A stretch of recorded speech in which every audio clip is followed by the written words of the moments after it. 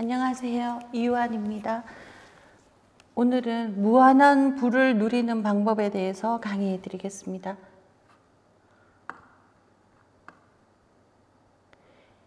인간이 살아간다는 것은 언제나 어떤 생각하에서 살아가게 되는 것인데요. 그 생각이라는 것은 개인적인 나만의 생각도 있지만 많은 부분은 그 집단적인 사고 하에서 살아가게 됩니다.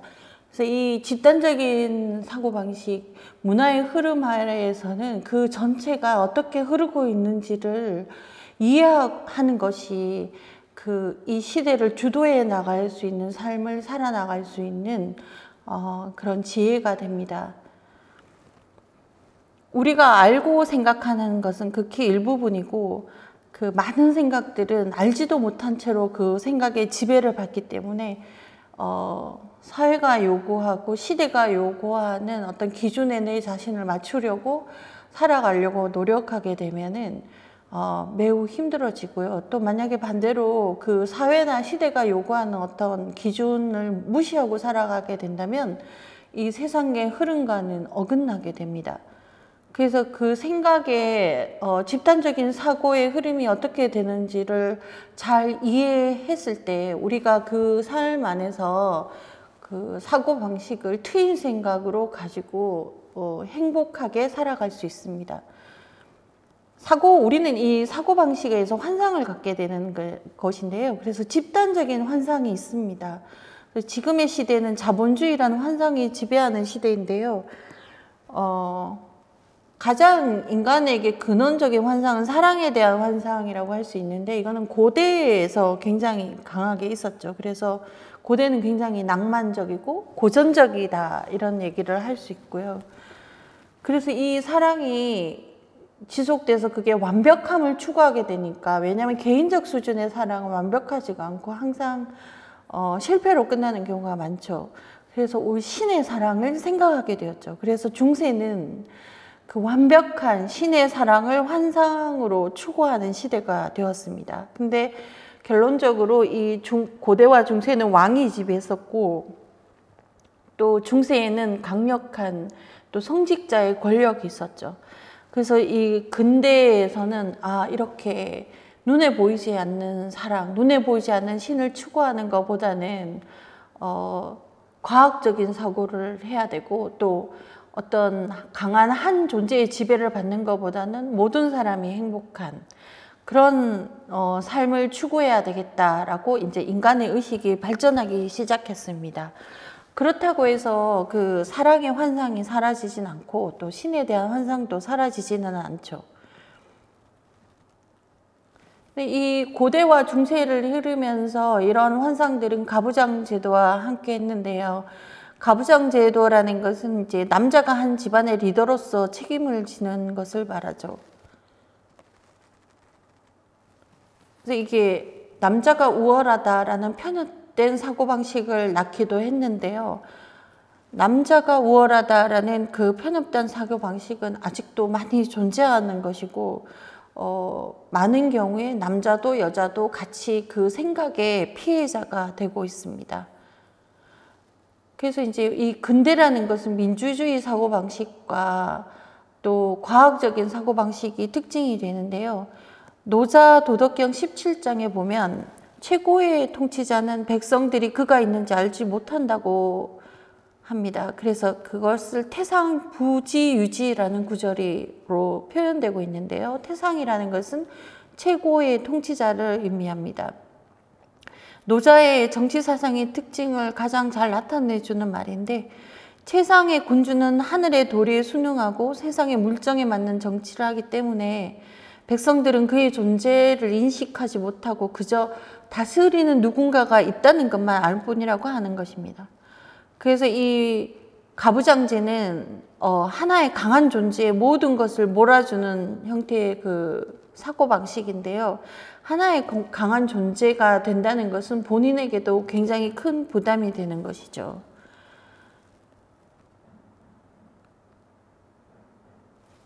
민주주의라는 것은 독재자의 지배를 벗어나는 데는 효과적이지만 이것이 완벽한 제도라고는 보기 어려워서 결국 사회주의를 낳았죠. 그래서 사회주의가 된 이유는 이제 이 과학의 발달로 이루어진 이 풍요로운 어떤 물질적인 재산을 어떻게 분배할 것인가의 문제를 사회주의가 해결하겠다고 했지만 그것은 이제 망상으로 끝이 났습니다.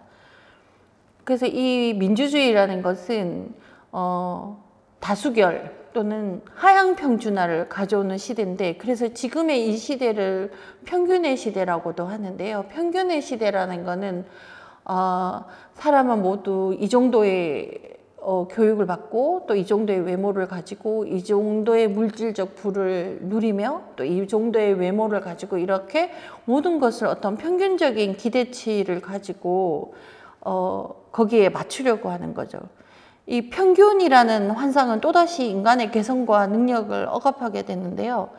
인간은 방대한 무의식을 소장하고 있는 존재고 또 불성을 가지고 있는 장엄한 존재이기 때문에 인간의 개성은 이렇게 평준화될 수가 없고 또 인간의 존엄이라는 것도 하향될 수가 없습니다.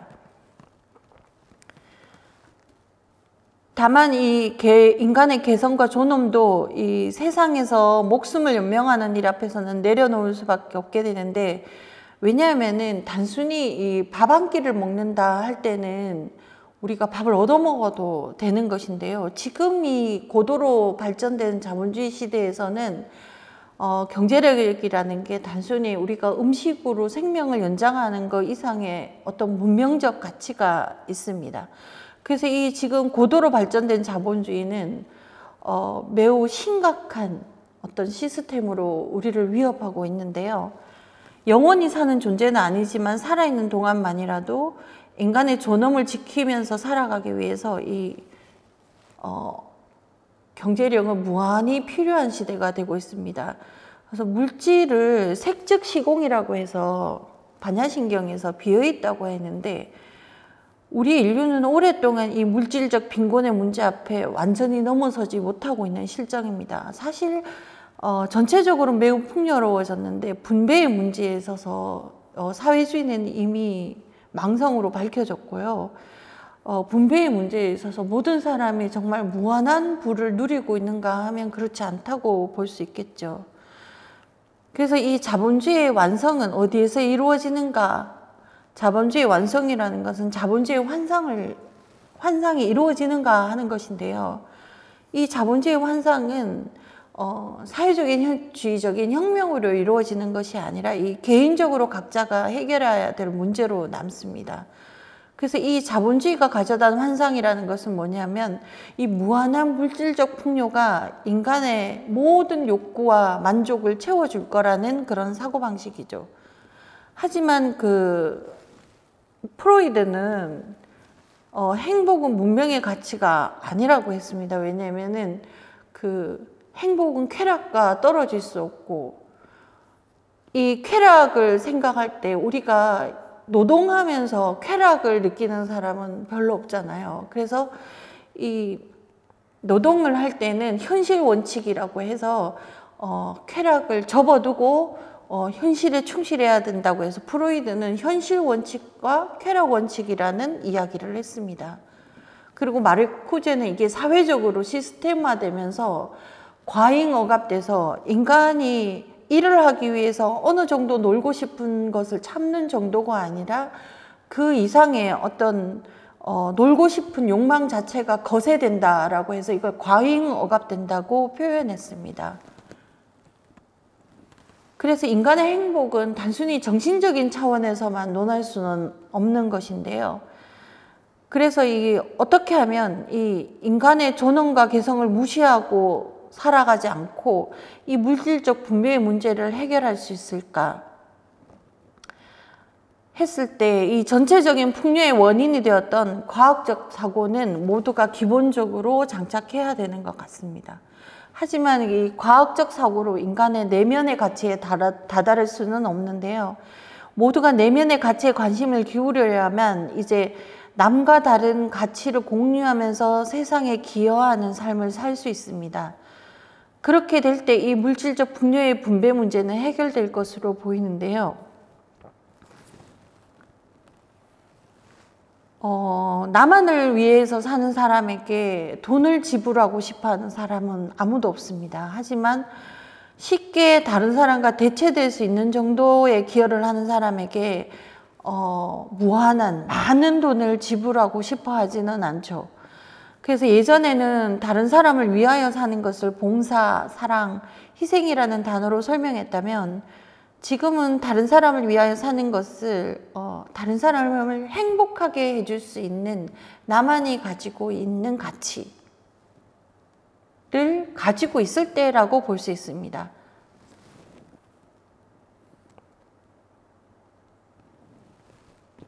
시대는 끊임없이 흐르고 있고 우리는 이 생각을 더 트인 방향으로 전환해 가서 이 시대에서 도태되지 않고 집단적으로 생각이 멈춰 있는 것 같지만 사실은 계속해서 인간은 한계를 넘어서고자 하고 더 행복해지고자 하는 방향으로 이 사고를 열어가고 있습니다. 그래서 내가 먼저 이 사고를 열어갔을 때 다른 사람보다도 더 많은 행복을 누릴 수 있다고 저는 생각합니다.